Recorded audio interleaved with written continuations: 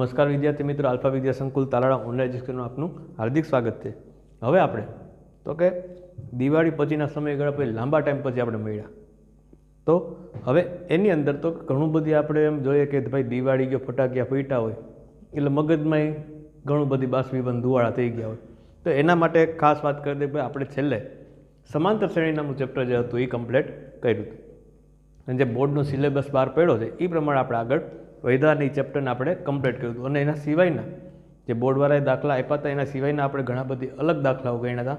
હવે તો કે એના પછી જ આપણું ચેપ્ટર છે ચેપ્ટર નંબર 4 અને એ જે દ્વિઘાત સમીકરણ। હવે જો આ ચેપ્ટર શરૂ કરવાનું કારણ શું, તો કે આપણો એક આખો જે બીજગણિતનો પોર્શન છે એ આખો એકસાથે કમ્પ્લીટ થાય। અને બીજી વસ્તુ એ કે આમાં જે આપણે ચેપ્ટર નંબર 2માં ભણ્યા હતા બહુપદીઓમાં આપણે અલગ અલગ પ્રકાર ભણ્યા હતા, બસ એને લગતું જ આ ચેપ્ટર છે, એટલા માટે એક આખો વિભાગ પૂરો થાય અને કંઈક હવે આવતા વખતથી જે આ ચેપ્ટર પૂરું થાય એના પછી ભૂમિતિ છે, પછી અલગ અલગ જે બીજા આંકડાશાસ્ત્ર જેવા બધા ચેપ્ટર આપણે કમ્પ્લીટ કરીએ, એટલે આપણે આમાં પાછું જૂનું રિવિઝન ન કરવું પડે। નહીંતર આમાં એવું થાય કે ભાઈ આ ચેપ્ટર હું છેલ્લે રાખું તો એવું થાય કે ફરી પાછું મારે બીજગણિત તમને પાછું સમજાવવું પડે, તો એટલા માટે આ ચેપ્ટરને અત્યારના આપણે સાથે લઈ લઈએ। તો હવે ચેપ્ટર નંબર 4માં બીજગણિતમાં તો કે દ્વિઘાત સમીકરણ। હવે જો આની અંદર ક્યાં ક્યાં પોર્શન છે એની પહેલાં ચોખવટ કરી દઉં, તો આમાં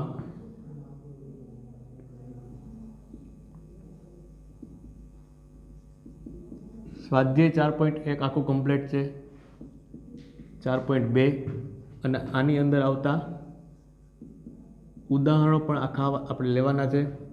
હવે સ્વાધ્યાય 4.3માં એમાં પ્રશ્ન બીજાથી પ્રશ્ન 8 સુધી પહેલાં આપણે એટલું કમ્પ્લીટ કરીએ। તો કે જો સ્વાધ્યાય 4.1, 4.2 અને એના ઉદાહરણો સાથે, એના પછી તો કે સ્વાધ્યાય 4.3માં પ્રશ્ન નંબર 2 અને થી પ્રશ્ન નંબર 8 સુધી। હવે તો કે જો આની અંદર વાત કરીએ તો આ ચેપ્ટરમાં સૌથી પહેલાં તો એવું જ કીધું કે ભાઈ ચેપ્ટર નંબર 2માં આપણે આનું બેઝિક જે સૂત્ર હતું એ ભણ્યા હતા, તો એની અંદર કઈ કઈ બાબતો હતી એ જોઈએ। તો દ્વિઘાત સમીકરણનું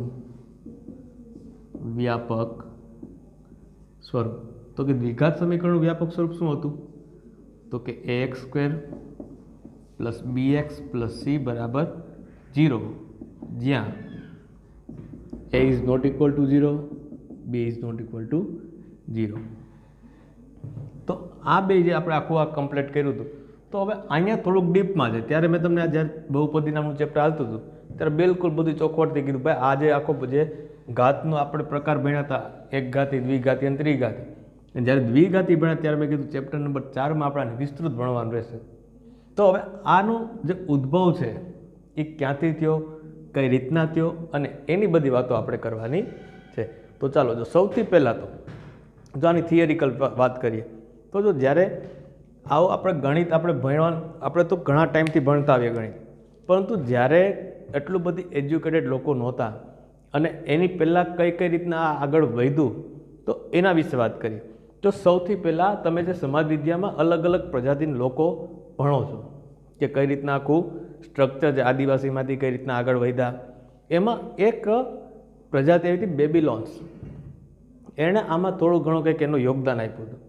એટલે કે આખી એક પ્રજાતિ હતી, એ લોકો કંઈક ને કંઈક આવું કામ કરતા અને એમાં એ લોકો એ જે આવા સમીકરણો હતા, હવે આપણે પ્રશ્ન થાય એ વખતમાં આવા સમીકરણો હતા, તો કે એ વખતે આવા સમીકરણો નહોતા, પણ એ લોકો પાસે સામે આવી સ્થિતિ ઊભી થતી કે આમાં કરવાનું શું, તો એ લોકો એમાં થોડુંક ઘણું કંઈક યોગદાન આપ્યું અને આગળ વધ્યા।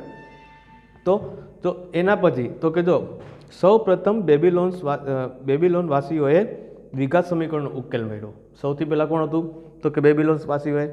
પછી તો કે ગ્રીક ગણિતશાસ્ત્રી યુક્લિડે દ્વિઘાત સમીકરણનો ઉકેલ શોધવાની રીત આપી। જો કાંઈ લખું છું, આ થિયરિકલ પોર્શન જે આપણા માટે કામનો છે।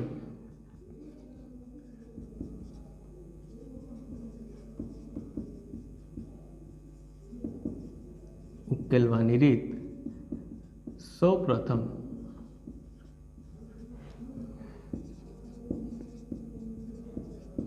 યુક્લિડે શોધી હતી। હવે જો આ બધું લખવાનું કારણ શું? તો કે જો હમણાં જ એક પરિપત્ર આવ્યો એમાં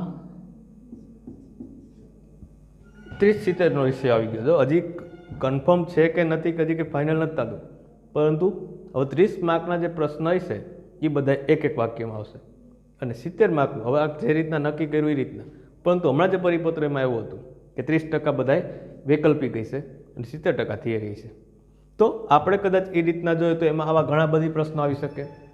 એટલા માટે હવે જો આપણે અત્યાર સુધી શું થતું કે આપણે વધારે પડતા દાખલા ઉપર કોન્સન્ટ્રેટ કરતા, જ્યારે હમણાં આગળનું જે ધોરણ 10 ગયું તેમાં શું કરતા ભાઈ થિયરિકલ પોર્શન બહુ ઓછા હતા.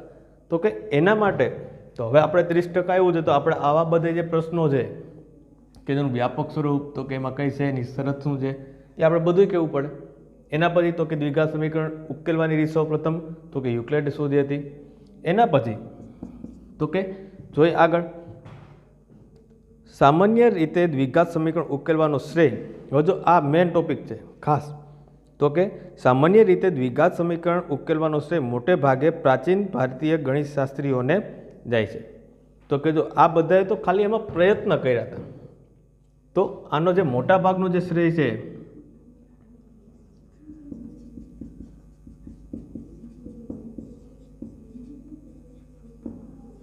એ આપણા ભારતીય ગણિતશાસ્ત્રીને જાય છે. શું કામ આવું શું કામ કીધું? તો કે જો આની પહેલાં જો આ જે યુક્લિડ હતું એની પહેલાં કોણ હતું? તો કે બેબીલોન વાસીઓ. એ લોકોએ માત્ર આવું કંઈક જોયું હતું અને એમાં કંઈક કામ કર્યું, પછી એને ત્યાં સ્ટોપ થઈ ગયા. એના પછી તો કે યુક્લિડ આવ્યો. તો કે યુક્લિડે શું કર્યું? તો કે એમાં એને થોડીક નવી રીતો આપી, પરંતુ એણે અમુક મર્યાદિત વસ્તુ આપી. હવે તો કે જો એ જ વસ્તુ આગળ વધારીને બધાની સમક્ષ રજૂ કરી, તો એમાં જે મોટામાં મોટો જે ફાળો હતો એટલે કે એનો શ્રેય હતો એ કોને જાય? તો આપણા ભારતીય ગણિતશાસ્ત્રીઓને. હવે આની અંદર જે એક નામ આવશે એ આપણે એનું ખાસ ધ્યાન રાખશું. તો કે એ વ્યક્તિ કોણ? તો કે આપણે બ્રહ્મગુપ્તે. જો આ એક હમણાં 10મા ધોરણનું જે 50% MCQ વાળું હતું આને એના આગળના વર્ષે, તો એમાં હતું કે બ્રહ્મગુપ્ત કે ax² + bx + c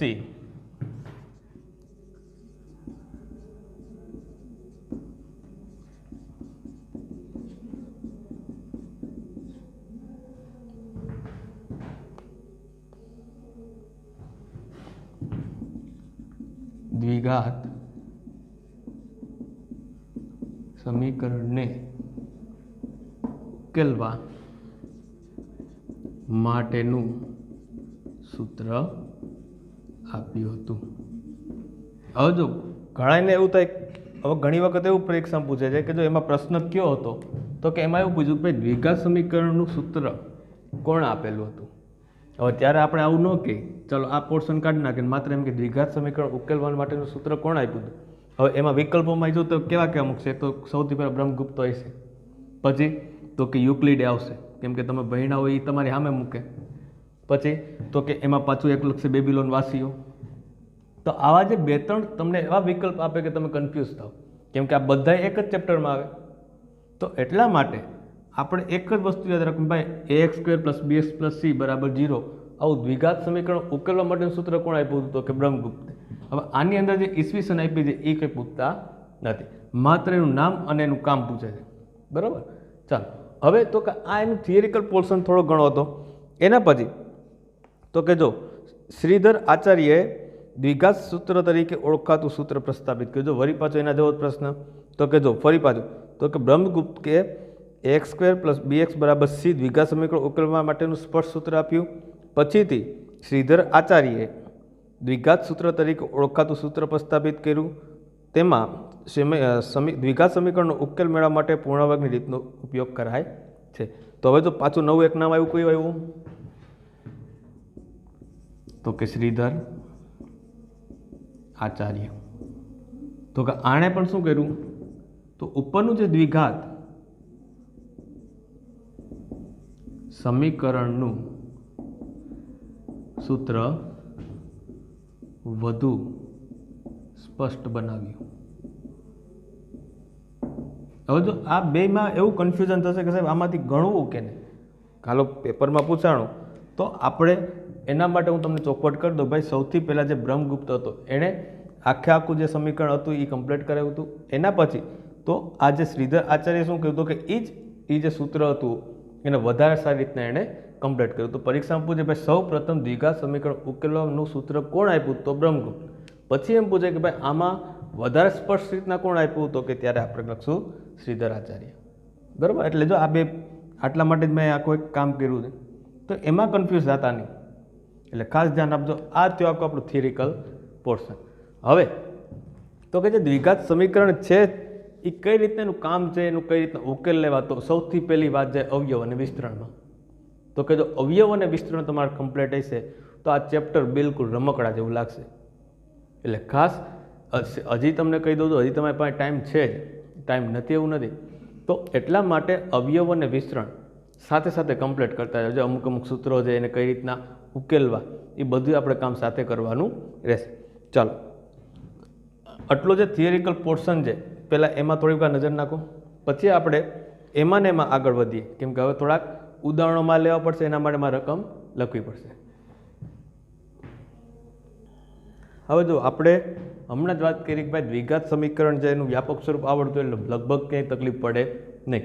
અને સ્વાધ્યાય જે 4.1 છે એ બધું બેઝિક એના ઉપર છે, પણ એની પહેલાં જે ઉદાહરણો છે એ સમજીએ તો સૌથી પહેલાં ફરી પાછું તો કે દ્વિઘાત સમીકરણનું વ્યાપક સ્વરૂપ તો કંઈક કેવું હતું? તો કે ax² + bx + c = 0, જ્યાં a is not equal to 0. આ કન્ડિશન એના માટે હોવી જોઈએ. આપણે લખ્યું b is not equal to 0, પરંતુ એની જરૂર નથી. આ એના માટે ખાસ અગત્યનું છે. તો હવે આ કેવા શું માંગે? તો કે જો આ રીતના કંઈક બનતું હોય સમીકરણ તો જ એ દ્વિઘાત સમીકરણ કહેવાય. એટલે કે તમારે ખાસ જોવાનું તો કે બે ઘાત આવી જોઈએ સમીકરણમાં, તો એને આપણે દ્વિઘાત સમીકરણ કહેશું. હવે જો ઉદાહરણ 2 શું કહે? તો કે નીચેના સમીકરણો દ્વિઘાત સમીકરણ છે કે નહીં ચકાસો. હવે તમને પ્રશ્ન સાહેબ તમે થોડીક એવી થિયરી લીધી, સીધા દાખલાઓ શરૂ કરી દીધા, પણ આની અંદર વસ્તુ એક જ સમજવા, વ્યાપક સ્વરૂપ આવડી ગયું. તો કે ax² + bx + c = 0 એ કમ્પ્લીટ થઈ જાય તો સીધું આપણે એને લગતા જ દાખલાઓ કમ્પ્લીટ કરીએ. શું કામ? વધારે ડીપમાં ઉતરવું છે, જ્યારે જરૂર પડશે ત્યારે તમને બિલકુલ ડીપમાં લઈ જાય. તો સૌથી પહેલાં તો જો પહેલો દાખલો કે આમાં આપણે ખાલી એ ચેક કરવાનું કે જે આખું આ જે સમીકરણ આપેલું છે એ દ્વિઘાત સમીકરણ છે કે નથી. ચાલો જોઈએ. તો કે x - 2 ² + 1 = 2x - 3. હવે આનું સાદુરૂપ આપો પછી આના જેવું બને છે કે નહીં? દ્વિઘાત બને છે. જો ત્રિઘાત આવતું હોય છે આપણે બે ઘાત હોવી જોઈએ આખા સમીકરણમાં, 2 થી વધારે કે નહીં, 2 થી ઓછી પણ નહીં. ચાલો જોઈએ. જો સૌથી પહેલાં તો જે આ કાઉન્સ છે એ આખા કાઉન્સનો વર્ગ છે, તો ત્યાં આપણે નિત્યસમ કયું લાગશે? તો કે જો વચ્ચે માઇનસ છે. નિત્યસમ બીજું, તો કે નિત્યસમ બીજું કયું હતું? તો કે a - b આખા કાઉન્સનો વર્ગ, તો કે a² - 2ab + b². હવે આનું સાદુરૂપ આપણે આ રીતના આપ્યું તો આપણે આ કાઉન્સનું સાદુરૂપ આ રીતના આપવું પડશે, એટલે કે એનું વિસ્તરણ કરવું પડશે. તો કે જો હવે 10મા ધોરણમાં જો એટલા માટે ડાયરેક્ટ કામ કરતા શીખો. તો કે x² - 2ab, 2 જો આ પહેલું છે એટલા માટે હું આ કામ કરું છું. a એટલે x અને b એટલે 2, અને બરાબરની જમણી બાજુ તો જેમને જ રહેશે, કેમ કે ત્યાં તો એવું કંઈ છે નહીં.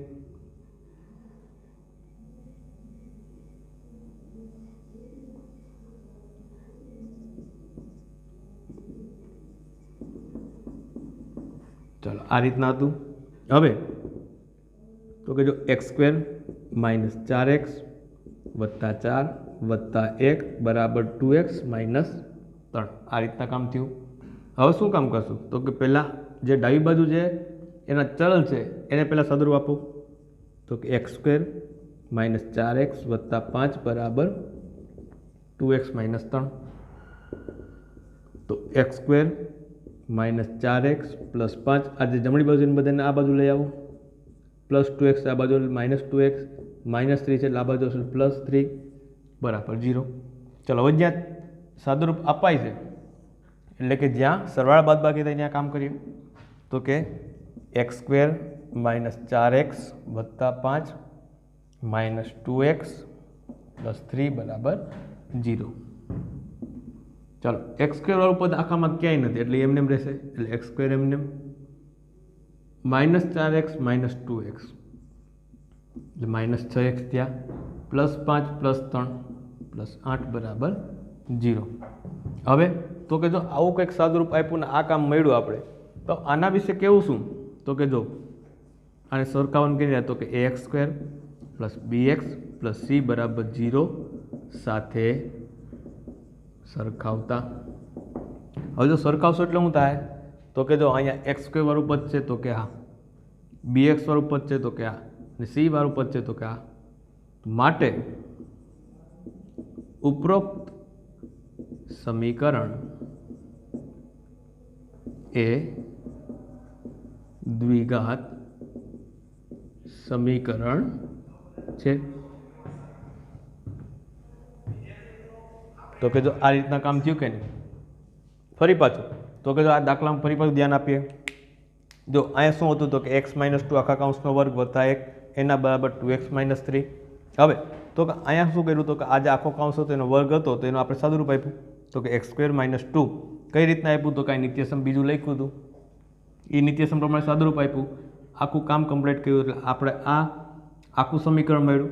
પછી શું કરવાનું તો કે જે ડાબી બાજુવાળું પદ છે ને એમાં જેટલા સાદુરૂપ અપાતા એટલા આપવાના. તો કે જ્યારે એમાં કઈ રીતના આપવાના તો કે જો અહીંયા 2 અંક છે એમાં જો સરવાળા બાદબાકી થશે. આપણે તમે ધોરણ 8માં ઓલું ભણ્યા હતા કે ભાઈ જે સરખા ઘાતવાળો હોય એ બધાને તમે સરવાળા બાદબાકી કરી શકો. તો એ જ વસ્તુ અહીં કરી તો કે x² પદ આટલામાં ક્યાંય નથી તો એ એમને એમ રહેશે. -4x વાળું પદ આટલામાં ક્યાંય નથી એટલે કે x વાળું પદ બીજું ક્યાંય નથી આ ભાગમાં ડાબી બાજુ, જમણી બાજુનું કામ બાકી જ છે. તો હવે વધ્યું કોણ તો કે ચલ વગરના 2 પદ તો કે અચળ પદ 2 વધ્યા તો એના આપણે સરવાળા બાદબાકી કરી કે 4 ને 1 5. હવે એ વસ્તુ ડાબી બાજુ એમને એમ રહી ગઈ, જમણી બાજુની એમને એમ છે. પછી આપણે જો એક બાજુનું કામ કમ્પ્લીટ થાય ને પછી આપણે બીજી બાજુનું કામ કરવાનું. તો પછી મેં શું કર્યું તો કે આ જે આખું પદ હતું જમણી બાજુનું 2x - 3 એને હું આ બાજુ લઈ આવ્યો તો શું થયું તો કે x² - 4x + 5 - 2x + 3 એના બરાબર 0. હવે વળી પાછું જે અહીંયા કામ કર્યું હતું કે ભાઈ જેના ઘાત અને ચલ સરખા હોય એના આપણે સાદુરૂપ આપી શકીએ. તો કે અહીંયા x² વાળું પદ છે તો એવું ક્યાંય બીજે ક્યાંય પદ જ નથી તો અહીં શું કરશું તો કે અહીંયા એના સિવાયના પદ જોવાના તો કે અહીંયા x વાળું પદ બીજે છે તો કે આ તો એનું કામ કર્યું. હવે અચળ પદ છે તો કે આ એનું કામ કર્યું. જો આ બધું આ પહેલો દાખલો હતો એટલામાં થોડોક મેં લાંબુ કામ કર્યું હતું પરંતુ હવે એના પછીનો જે દાખલો બિલકુલ શોર્ટમાં દાખલો ગણીશ. પછી તો કે આ જે સમીકરણ મળી ગયું માત્ર આપણે જોવાનું તો ઘાત તો કે અહીં 2 ઘાત છે તો કે આ.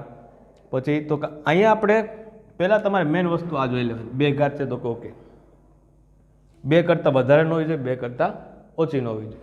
એ કામ થઈ જાય એટલે આપણું કામ કમ્પ્લીટ. ચાલો અહીં સુધી કમ્પ્લીટ. પછી શું કહેવાનું તો કે આની સાથે સરખાવશો એટલે શું થાય તો કે બધું એક સરખું લાગવું જોઈએ. જો લાગે તો એવું કહે ને ભાઈ ઉપરોક્ત સમીકરણ એ દ્વિઘાત સમીકરણ છે. અને ઘણા જો આવું મેં કીધું ભાઈ સરખું લાગે એટલે તો કે તમારે સરખું એના જેવું બનાવવાનું છે, કરી નથી દેવાનું. જો બેમાં ફેર છે, જમીન આસમાન છે, બનાવવું અને કરી દેવું. ઘણા લોકો શું કહે તો કે હોય નહીં પણ છતાં એને કરી નાખે. તો કે કઈ રીતના તો કે અહીંયા x² આવ્યો જ ન હોય અને છતાંય ક્યાંકથી ગોતીને ગમે એમ સાદુરૂપ આપીને x² લઈ આવે. આવતો જ ન હોય છતાંય લઈ આવે તો શું થાય ભાઈ તો દ્વિઘાત સમીકરણ છે. પરંતુ અહીં તમારે ચેક જ કરવાનું છે ભાઈ દ્વિઘાત સમીકરણ છે કે નહીં. જો આવું પદ બને તો તમારે કહેવાનું દ્વિઘાત સમીકરણ છે અને ન બનતું કહે ભાઈ દ્વિઘાત સમીકરણ નથી. હવે એ જ વસ્તુ તો એના પછીના દાખલામાં તો કે જોઈએ. ચાલો હવે અહીંયા ડાબી બાજુનું સાદુરૂપ પહેલાં આપશું પછી જમણી બાજુનું અથવા તો બે સાથે.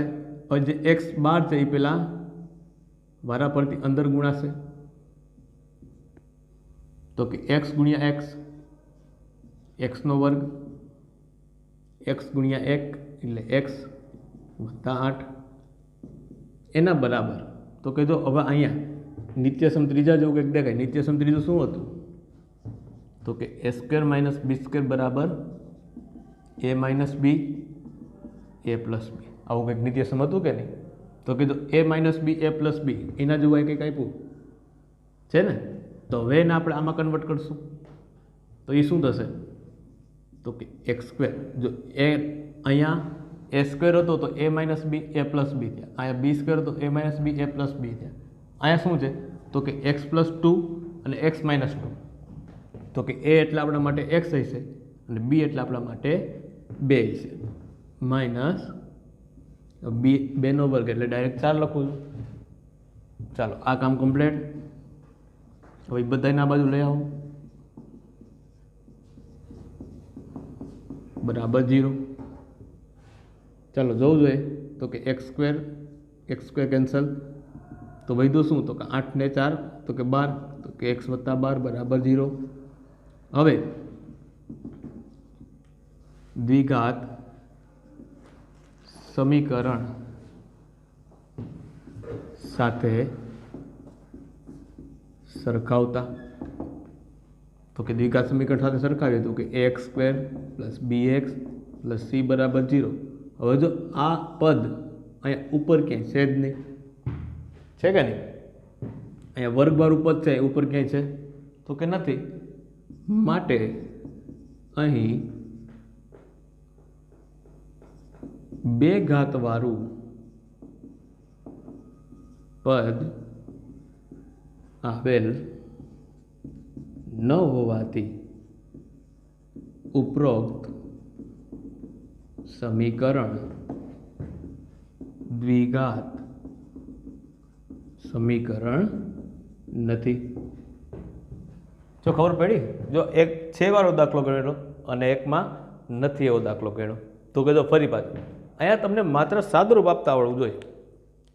સાદુરૂપ આપી દો અને ક્યાંય પ્લસ માઇનસની ભૂલ ન હોય તો તમને એક પરફેક્ટ સમીકરણ મળી જશે. આખું હવે આખું સમીકરણ મળી જાય. તમે માત્ર એમાં જોવાનું શું તો કે વર્ગવાળું પદ છે પેલા એ જોવાનું, જો વર્ગવાળું પદ હોય તો તમે એની રીતના જ કહી દેશો. જો એમાંય વર્ગવાળું પદ હોવાનું માટે મેં શું કીધું તો કે ભાઈ એમાં તમારે એક ચોખવટ જોવાની, ભાઈ 2 ઘાત કરતાં વધારે ઘાત ન હોવી જોઈએ અને એના કરતાં ઓછી ન હોવી જોઈએ. ઘણી વખત એવું બને કે જો આવું કોઈ સમીકરણ મળે 4x નો ઘન 5x નો વર્ગ 6x વત્તા 7 બરાબર 0, તો જો હમણાં મંગળમાં બોલ્યો કે ભાઈ 2 ઘાતવાળું પદ હોવું જોઈએ, તો આમાં 2 ઘાતવાળું પદ છે તો આપણે આને દ્વિઘાત નહીં કહી શકીએ. આપણે દ્વિઘાત આને કહેશું નહીં. શું કામ? તો કે મોટા મોટી ઘાત કઈ છે તો કે 3, તો આ તો ત્રિઘાત થઈ ગયું. એટલે તો ચોખવટ કરું છું કે ભાઈ 2 ઘાત હોવી જોઈએ, 2 કરતાં વધારે હોવી ન જોઈએ અને 2 કરતાં ઓછી ઘાત પણ ન હોવી જોઈએ. જો ઓછી ઘાત છે એ 1 છે, એટલે આપણે શું કીધું તો કે દ્વિઘાત સમીકરણ નથી. હવે તો કે એના પછીના ઉદાહરણમાં ઉપરની જેમ જ આપણે કાઉન્સ ખોલવાના છે. x 2x પ્લસ 3 એના બરાબર x સ્ક્વેર પ્લસ 1. ચાલો અંદર ગુણી નાખો વારાફરતી, તો કે x ગુણ્યા 2x તો 2x નો વર્ગ વત્તા 3x એના બરાબર x સ્ક્વેર પ્લસ 1. ચાલો હવે બધાને એક બાજુ લઈ આવો તો minus x square plus x square હતા, આ બાજુ માઇનસ એક્સ સ્ક્વેર પ્લસ 1 હતા એટલે આ બાજુ -1. ચાલો હવે 2x સ્ક્વેર માંથી x સ્ક્વેર જશે એટલે માત્ર વધ્યા x square plus 3x minus 1 બરાબર 0. હવે જો તમે જોઈને ઓળખી જાઓ આને તો કે આમાં છે શું તો કે વર્ગવાળું પદ છે, એનાથી વધારે ઘાત કે ઓછી ઘાત આવેલી નથી, માટે હું કહેશું તો કે દ્વિઘાત સમીકરણ છે. ખબર પડી? તો આ રીતના આપણે આખું કામ કરવાનું રહેશે. અને બીજી વસ્તુ એ કે જો હવે આની આગળના જે 2 દાખલાઓ છે એ હમણાં હું બોર્ડ ઉપર નવા લેક્ચરમાં લઈશ, પરંતુ સ્વાધ્યાયમાં જે દાખલાઓ છે એમાંથી જે અઘરા દાખલા હોય છે હું તમને બોર્ડ ઉપર ગણાવીશ. બાકીના કેમાં રહેશે તો કે હોમવર્કમાં જે બાકીના એ લખીશ ત્યારે તમને હું કહેતો જઈશ, પરંતુ હવે આની અંદર થોડી ઘણી પ્રેક્ટિસ વધારો અને નવા દાખલાઓ ગણજો. સ્વાધ્યાયના આને લગતા દાખલાઓ ગણી નાખો. બરાબર? ચલો આજ માટે અસ્તુ, ફરી પાછા આપણે નવા લેક્ચરમાં મળશું.